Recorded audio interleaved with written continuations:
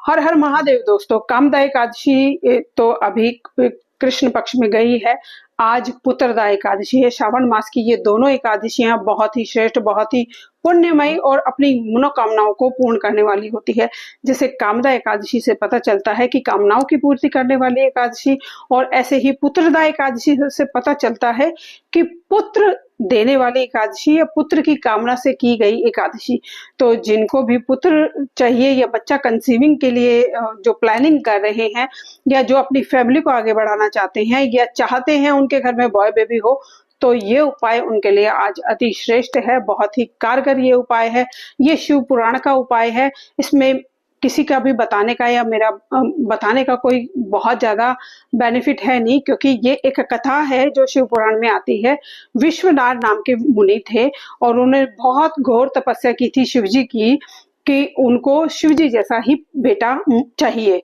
वो किसी और मतलब अगर वो चाहते हैं, क्योंकि उनकी पत्नी ने उनसे ये अनुग्रह किया था कि मुझे जब वो तपस्या के लिए वन में जा रहे थे तो उनकी पत्नी ने उनको आग्रह किया था कि आप तपस्या के लिए वन में चले जाइए, मैं आपको परेशान नहीं करूंगी, लेकिन मुझे शिव स्वरूप एक शिव जैसा ही पुत्र मुझे चाहिए। आप मेरी ये मनोकामना पूर्ण कीजिए, फिर उसके बाद मैं आपकी सिद्धि साधना ध्यान तप में कोई भी विघ्न बाधा नहीं डालूंगी।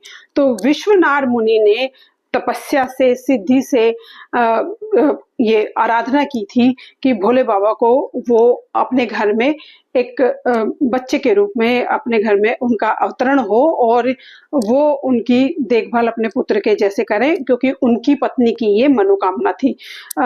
शिव पुराण में विशेष रूप से कहा गया है कि पत्नी अगर किसी चीज का अनुग्रह करती है तो ये पति का दायित्व हो जाता है कि उस अनुग्रह को जरूर पूर्ण करे, अगर उसके सामर्थ्य में है तो अवश्य। तो उन्होंने ये तपस्या की थी। तो जब उन्होंने ये तपस्या की थी तब उन्होंने ये विश्वनाथ स्तोत्र का एक रचना की थी, जिसमें उन्होंने भगवान की अभिलाषा की थी कि वो पुत्र रत्न में उनके घर में पैदा हो, और इस अभिलाषा को पूर्ण करने के लिए उन्होंने उनके बाल स्वरूप को, शिव जी के बाल स्वरूप को वहां पर अंकित किया है। इस स्तोत्र में विशेष रूप से शिव जी के बाल स्वरूप, बाल लीलाओं का वर्णन है। ये शिव पुराण में ही है। वैसे शिव जी का बाल स्वरूप बहुत कम देखने को मिलता है, लेकिन शिव पुराण के इस अध्याय में आप पढ़ेंगे तो आप पाएंगे कि शिव जी ने भी कान्हा जी की तरह, राम जी की तरह थोड़ी सी लीलाएं विश्वनाथ मुनि के आश्रम में की थी। तो ये एक बहुत ही अच्छा स्रोत है। ये स्रोत उनके लिए 100% काम करेगा जिनको बॉय बेबी की इच्छा है, जो अपनी फैमिली बढ़ाना चाहते हैं, फैमिली प्लान कर रहे हैं, या जिनको चाहिए कि